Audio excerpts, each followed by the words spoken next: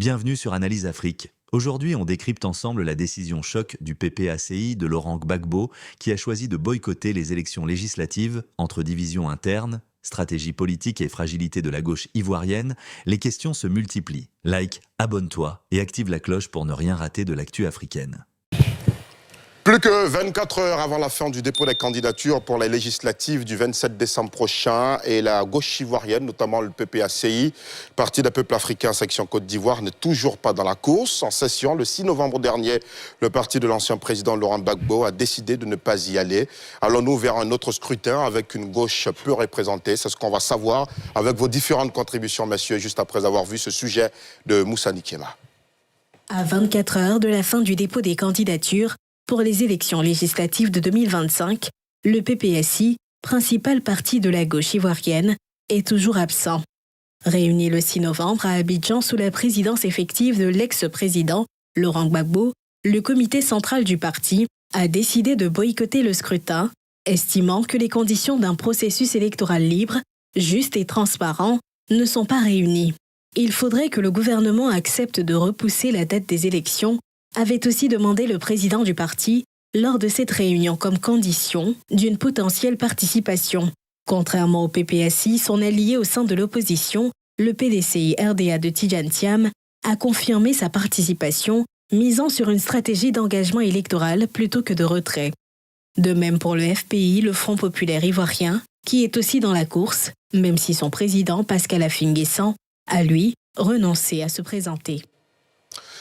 Monsieur, le parti de gauche, c'est aussi une grande représentation de la population ivoirienne. Et pourtant, voilà un grand parti comme le PPACI, eu égard notamment à l'histoire du parti, parce que certains pourraient nous dire, oui, mais vous parlez du PPACI comme un grand parti, alors que le PPACI, c'est combien de députés et tout ça. Mais le PPACI, c'est Laurent Gbagbo, c'est un parti, c'est un visage fort de la politique ivoirienne. Qu'est-ce que ça traduit, selon vous, docteur Adjelou Christian? Quelles sont les raisons profondes qui expliquent cette non-participation à ces législatives pour le PPACI? Merci. Avant de planter le décor, je pense qu'il serait nécessaire de préciser un certain nombre de choses. Dites-nous. Je pense qu'au niveau même de la formulation du sujet, lorsque vous parlez de la gauche qui serait absente à ces élections, moi je pense qu'on aurait pu dire tout simplement le PPACI. C'est ce qui a été fait, c'est ce qui a été fait. Ne vous en faites pas. À l'antenne, là maintenant, les téléspectateurs voient bien écrit le PPACI voilà, absent. Donc, parce que moi, ce que j'ai reçu, c'est voilà, cela, voilà, absolument. Donc, maintenant que la précision est faite, il faut dire qu'au niveau de la gauche, il y a plusieurs partis. Voilà, donc le MGC de Mme Simone Gbagbo, qui est de la gauche, le COGEP de Blé Goudé, qui est de la gauche, le FPI de Pascal Affi-N'Guessan, et la mouvance d'Awa Don-Melo également, qui est de la gauche. Ceux-ci participent donc aux élections. Seul le PPACI qui a décidé de ne pas participer aux élections, mais c'est assez contradictoire quand même, dans la mesure où, lors de l'entrevue accordée à M. Alain Foka, le président du PPACI avait pourtant déclaré que son parti irait bel et bien aux élections législatives. Mais cela voudrait tout simplement dire que le parti est vraiment en difficulté.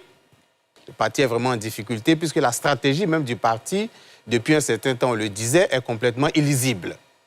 Et cela, la non-participation officielle, j'ai dit bien la non-participation officielle, puisque selon certaines indiscrétions, il y a des candidats au nom de ce parti-là qui ont déposé des dossiers de candidature, mais qui iraient sous la bannière indépendant. Donc la non-participation officielle veut dire tout simplement que le parti est énormément en difficulté, la non-visibilité est bel et bien réelle, il n'y a pas de lisibilité. C'est un parti, on l'a dit, est de plus en plus rabougri, puisque le parti a fait le choix de la sédition. Le parti a fait le choix d'appeler au renversement des institutions de la République, et on a vu que les Ivoiriens n'ont pas suivi. Donc, les conséquences sont bel et bien là. Voilà, ils savent qu'une participation sous la bannière PPACI sera très catastrophique. Là, ils ont pratiquement un groupe parlementaire, mais ce n'est pas sûr que s'ils vont sous la bannière PPACI, ils pourront même avoir un groupe parlementaire. Voilà. Aouma Gaël Lakbara, est-ce que vous partagez ces réflexions? En partie, je dirais presque totalement. Mais il serait intéressant pour nos téléspectateurs qu'on essaie de... Parce que vous avez vu que tout à l'heure, le docteur Adjelou l'a dit, il est revenu sur la question de la gauche.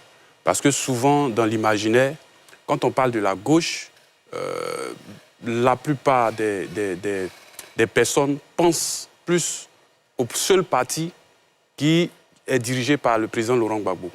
Dans le temps, lorsqu'il était le président du FPI, quand les gens parlaient de la gauche, ils parlaient plus du FPI. Aujourd'hui étant PPACI, quand on parle du PPACI, on fait toujours cet amalgame-là. La gauche ivoirienne, en réalité, c'est plusieurs partis, en fait. Vous vous souviendrez qu'avant 1990, le PDCI a dirigé la Côte d'Ivoire dans le système du parti unique. Et à un certain moment, des partis se sont levés pour essayer de ramener le multipartisme. Ce n'était pas seulement le FPI. Il y avait en ce moment-là, il y avait effectivement le FPI avec Simon Neivé, Afin Guessan, Aboudraman Sangaré. Mais à côté, ils avaient des alliés. Ils avaient le MFA avec M. Anaki Kobenan. Ils avaient l'USD avec Zadi Zaourou.